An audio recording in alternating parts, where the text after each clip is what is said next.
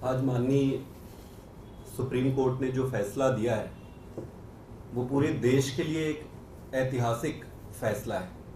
कई फैसले ऐसे होते हैं जो देश के लिए एक दिशा निर्धारण का काम करती है। आज जो फैसला आया है वो बड़ा स्पष्ट कर देती है कि जो तथाकथित शराब घोटाला भारतीय जनता पार्टी द्वारा जो रचित है वो पूरी तरीके से सुप्रीम कोर्ट ने उसको ध्वस्त कर देता। सुप्रीम कोर्ट में जाने से पहले इस पर special court PMLA special court का ऑर्डर आया था। उस ऑर्डर को पढ़ने पर किसी भी व्यक्ति के मन में ये संदेह नहीं रहेगा कि भाई ये केस क्या है। उस ऑर्डर में 3-4 चीजें बड़ी स्पष्ट लिखी हुई है। पहला कि कोई पैसे का लेन देन नहीं हुआ है। दूसरा, पैसे की कहीं एक चवन्नी की बरामद नहीं हुई है। तीसरा, अरविंद केजरीवाल जी का और पार्टी का दूर दूर से किसी चीज में कोई नाता ही नहीं है। जब करप्शन ही नहीं है इस पे तो नाते का सवाल ही नहीं है।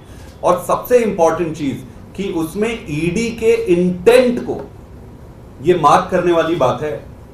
कोर्ट के ऑर्डर में ईडी के इंटेंट पे बड़ा क्वेश्चन मार्क लगा है कि ईडी जो है बड़े एक मैलिफाइड इंटेंट के साथ काम कर रही है। ये बहुत बड़ी बात है। जब कोई एक एजेंसी अपने खोटे नियत के साथ किसी पक्ष के साथ व्यवहार करती है तो वो बहुत गंभीर विषय हो जाता है। स्पेशल कोर्ट के बाद मुद्दा आज सुप्रीम कोर्ट में आया। सुप्रीम कोर्ट में एक बड़े प्रश्न पर विचार किया जा रहा था। और बड़ा प्रश्न क्या था? वो बड़ा प्रश्न ये था कि क्या ये पूरे का पूरा अरेस्ट ही इलीगल है।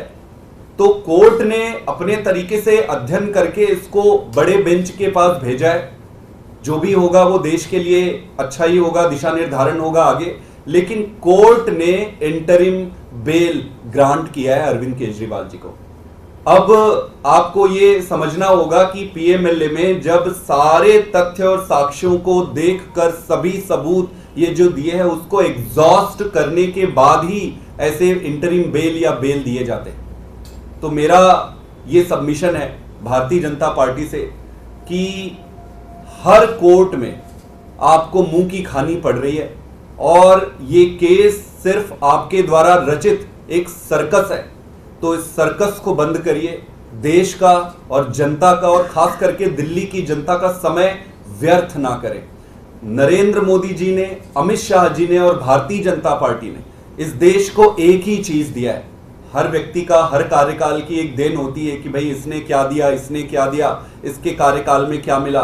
तो भाजपा के मोदी जी और अमित शाह के कार्यकाल में एक ही चीज मिला है उस देश को, और वो है ये तानाशाही की ऐसी व्यवस्था जिसमें जिस राजनीतिक दल और राजनेता को ये सामने से हरा नहीं सकते या उनका सामना नहीं कर सकते, उनको गलत तरीके से, फ्रॉडुलेंट तरीके से षड्यंत्र करके जेल में डालना या उनको फंसाना, इसको बंद करना चाहिए। देश का बहुत समय वेस्ट हो रहा है। हमें नई राजनीति करनी है, देश को आगे लेकर जाना है।